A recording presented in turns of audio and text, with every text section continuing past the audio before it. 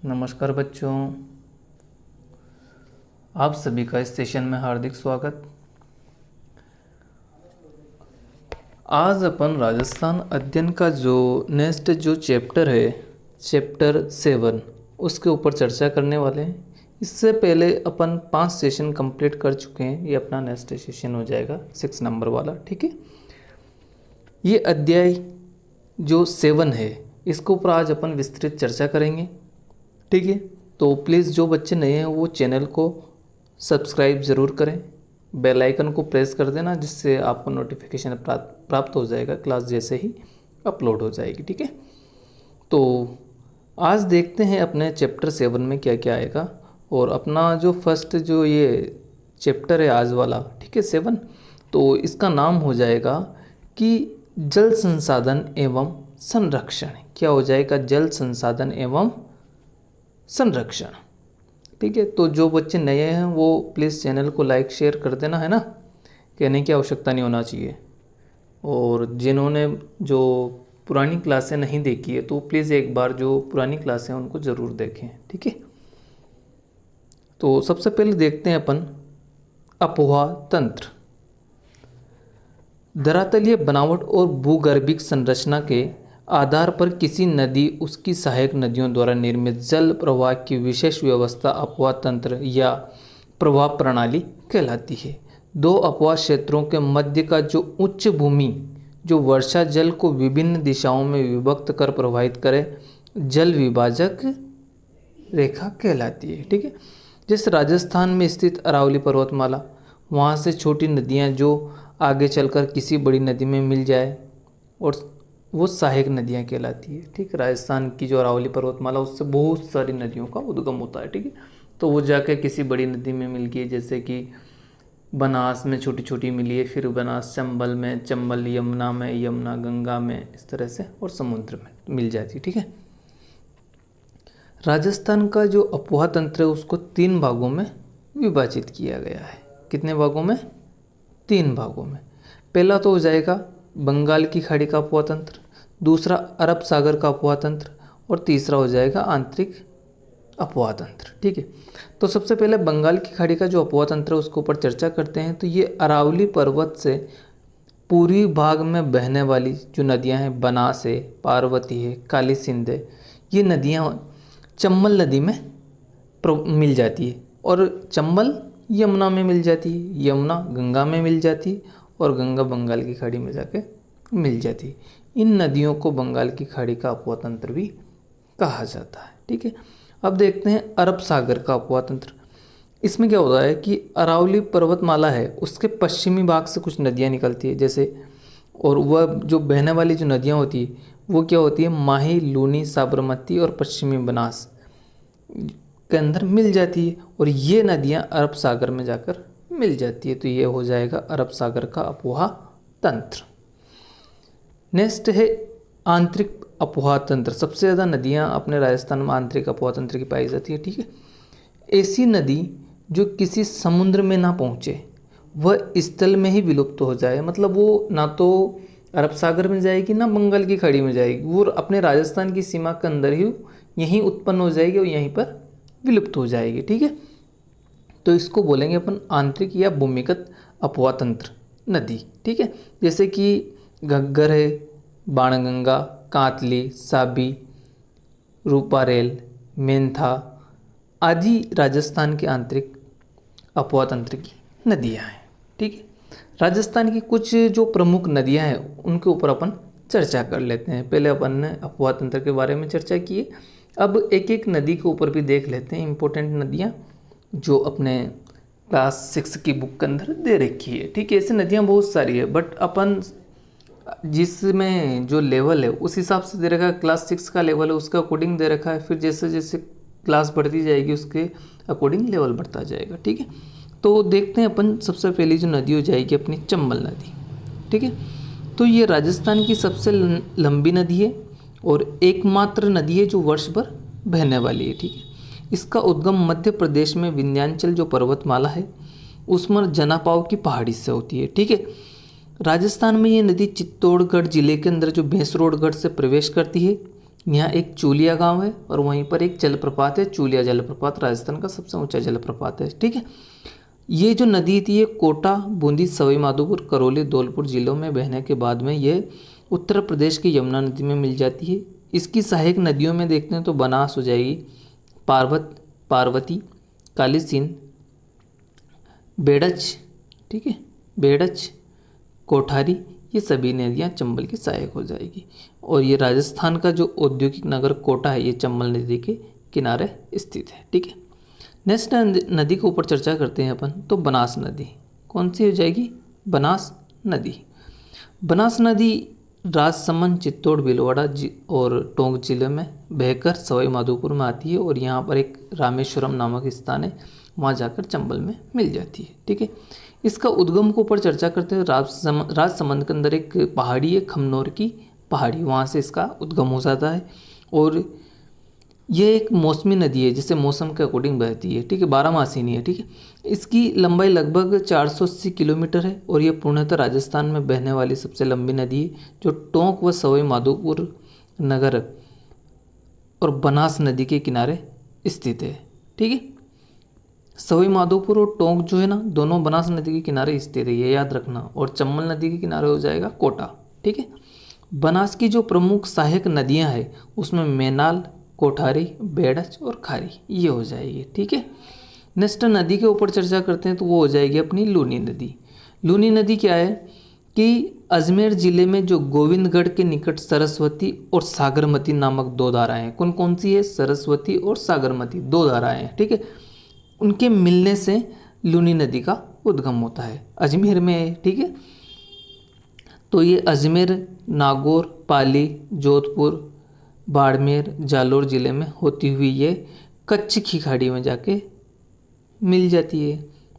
ठीक है, देखो कच्छ की खाड़ी में क्या लूनी लूण है, नमक ही नमक है। ठीक है, तो गाँव में अपन क्या बोलते हैं, नमक को लूण, और लूण से क्या हो जाएगा, लूनी। तो लूनी नदी कहाँ है कि ये कच्छ की खाड़ी में, ऐसे याद रखना है लॉजिक। कभी कभी पूछ लेता है कि लूनी नदी किस में गिरती है, कच्छ की खाड़ी में या खंबात की खाड़ी में।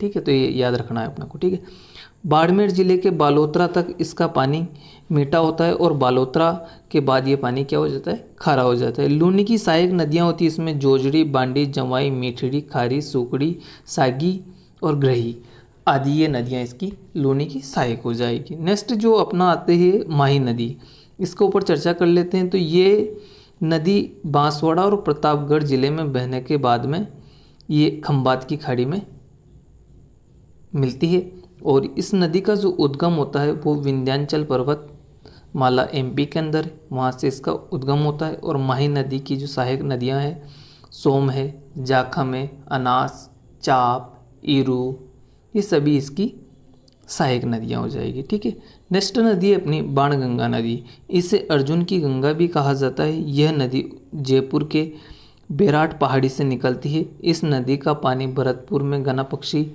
राष्ट्रीय उद्यान में नम भूमि का निर्माण करता है। ये रामसर साइड का निर्माण करता है, नम भूमि यानी रामसर साइड में। तो ये भरतपुर के अंदर गना पक्षी विहार है, यहाँ रामसर साइड, और ये रामसर साइड घोषित हुई थी 1981 में। कब हुई थी, 1981 में। और सांबर को हुई थी 1990 में। हाल ही में एलडीसी के एग्ज़ाम में पूछा था, आपको 4 रामसर साइड दी थी, उसमें से पूछा था क्रम के अनुसार, काल क्रम के अनुसार जमाइए। तो पहली हो जाएगी अपनी गना पक्षी विहार वाली, उसके बाद में सांबर हो जाएगी। ठीक है, फिर खींचन और मैनार हो जाएगी और उसके बाद में सिलीसेट हो जाएगी। ठीक है, अभी 5 ही है। चलो आगे चर्चा करते हैं घग्गर नदी के ऊपर। तो इसे प्राचीन सरस्वती नदी का अवशेष माना जाता है, जो उत्तरी राजस्थान में ही नदी हनुमानगढ़ में प्रवेश करती है और गंगानगर में विलुप्त हो जाती है। इसमें क्या होता है, घग्गर नदी में अगर ज़्यादा बरसात हो जाती है तो ये क्या है कि पाकिस्तान के फोर्ट अब्बास तक भी चली जाती है। ठीक है, यह अंतः प्रवाह की नदी का उद्गम हिमाचल प्रदेश के अंदर जो शिवालिक श्रेणी है, शिवालिक श्रेणी की पहाड़ियाँ हैं, उससे होता है। राजस्थान की कुछ नदी घाटी की जो परियोजना उसको ऊपर चर्चा कर लेते हैं। तो राजस्थान पर बांध बनाने के लिए जल विद्युत उत्पादन, सिंचाई, पेयजल आदि कई प्रकार के उद्देश्यपूर्ण होते हैं, इसलिए इन्हें बहुउद्देशीय परियोजनाएं भी कहा जाता है। भारत की प्रथम प्रधानमंत्री पंडित जवाहरलाल नेहरू ने इन्हें आधुनिक भारत का मंदिर कहा है। ठीक है, क्या कहा है जवाहरलाल नेहरू ने? आधुनिक भारत का मंदिर। आपसे पूछा जा सकता है कि परियोजनाओं को आधुनिक भारत का मंदिर किसने कहा? तो आपको याद रखना है हमारे जो फर्स्ट पीएम थे भारत के, वो जवाहरलाल नेहरू, उन्होंने कहा था। ठीक है, नेक्स्ट परियोजना अपनी चंबल परियोजना है। ठीक है, चंबल परियोजना के ऊपर चर्चा करते हैं। तो इस पर ये राजस्थान और एमपी की संयुक्त परियोजना है। सबसे पहले बात, इसके ऊपर 4 बांध बने हुए, जैसे गांधी सागर जो मध्य प्रदेश मंदसौर ज़िले में। ठीक है, राजस्थान के चित्तौड़ में है प्रतापगढ़, और कोटा के अंदर 2 बांध है, जवाहर सागर और कोटा विराज। कौन कौन से हैं? गांधी सागर है, राणा प्रताप सागर है, कोटा के अंदर है जवाहर सागर और कोटा विराज। ठीक है, 4 बांध हो जाएंगे। ये एमपी और राजस्थान की संयुक्त परियोजना है। परियोजना से दोनों राज्यों को जल और सिंचाई की सुविधा मिलती है। ठीक है, नेक्स्ट है माही बजाज सागर। यह परियोजना बांसवाड़ा के अंदर माही नदी पर है और राजस्थान और गुजरात की सम्मिलित परियोजना है। देखो, माही गुजरात और एमपी की है। ठीक है, ये याद रखना है आपको। ये परियोजना दोनों राज्यों को जल, विद्युत और सिंचाई की सुविधा उपलब्ध करवाती है। 50-50 कर लेते हैं। ठीक है, नेक्स्ट चलते हैं अपन बीसलपुर परियोजना। ये परियोजना टोंक जिले में टोडा रायसिंह नगर के पास बीसलपुर गांव में बनास नदी पर। इस परियोजना से जयपुर, अजमेर, टोंक क्षेत्रों को पेयजल आपूर्ति की जाती है।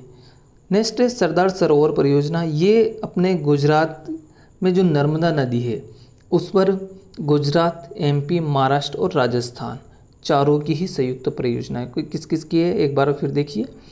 अपना राजस्थान हो जाएगा, ठीक है, एमपी, गुजरात और महाराष्ट्र।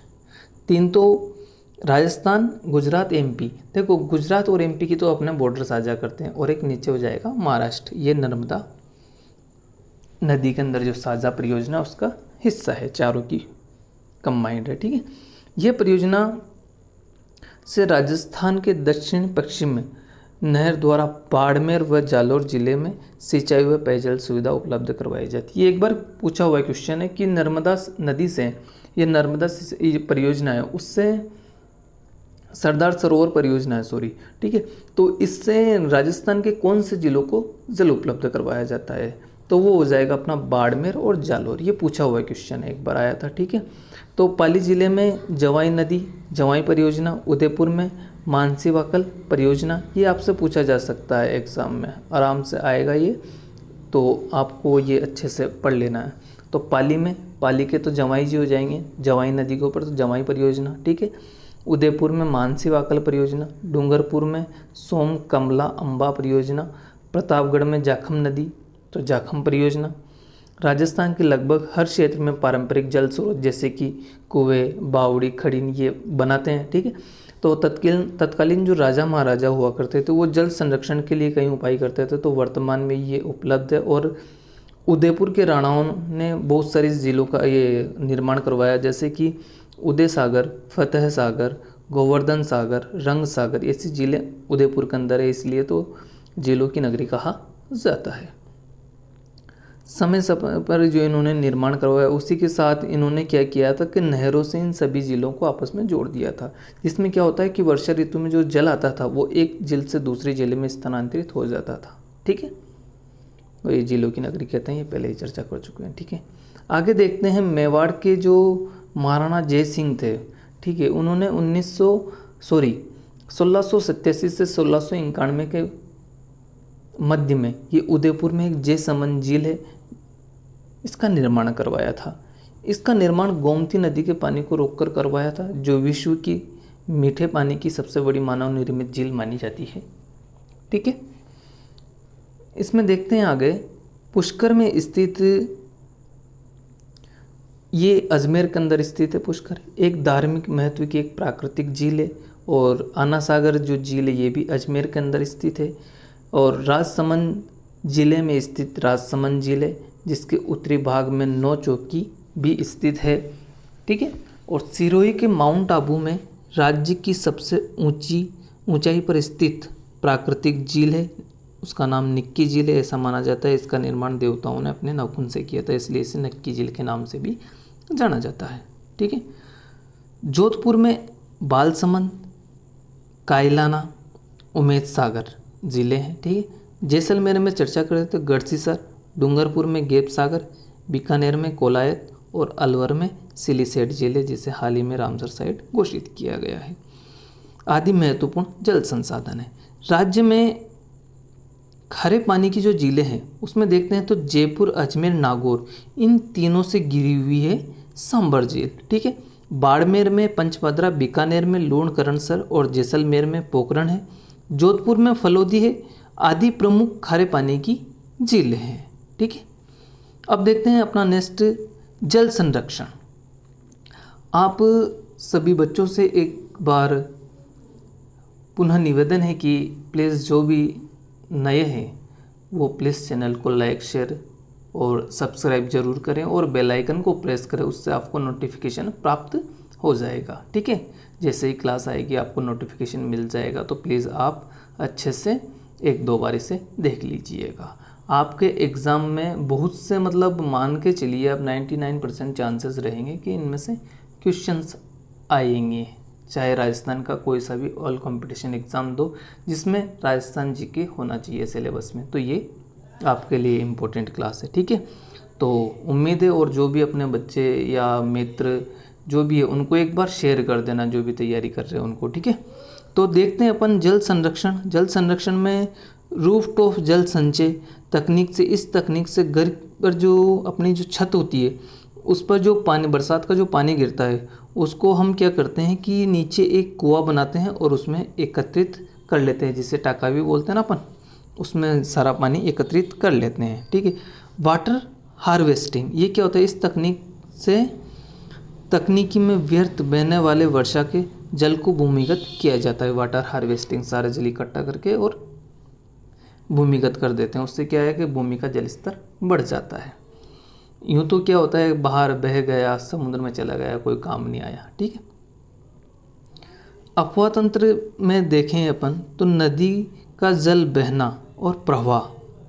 अपवाह का मतलब क्या होता है, नदी का जल का बहना, ठीक है। टांका क्या होता है, पश्चिमी राजस्थान में जल संरक्षण हेतु घर में बनाई गई कुएनुमा संरचना होती है, ठीक है। इसमें वर्षा का जल इकट्ठा होता है। खड़ीन, पश्चिमी राजस्थान में कृषि के लिए जल संरक्षण हेतु बनाई गई संरचना। खड़ीन का उपयोग कृषि के लिए, ठीक है, कृषि के जल संरक्षण के लिए, ठीक है। जोड़ होता है वर्षा जल रोककर भूमिगत जल स्तर बढ़ाने हेतु बनाई गई संरचना। ये कुएं होते हैं, ठीक है। और इसका संरक्षण देखें तो ये सुरक्षित रखना, रख रखाव, ये इसका संरक्षण का अर्थ होता है, ठीक है। अब तो कर लिया होगा आप सभी ने, लाइक, शेयर, सब्सक्राइब बार बार कहने की आवश्यकता नहीं है, ठीक है। तो आज के लिए इतना ही काफ़ी है, ठीक है। नेक्स्ट जो अपना चैप्टर हो जाएगा फिर कल, वो हो जाएगा अध्याय 8, ठीक है। तो तब तक के लिए आप सभी बच्चों का धन्यवाद। मिलते हैं नेक्स्ट सेशन में, ठीक है ना। Okay, bye.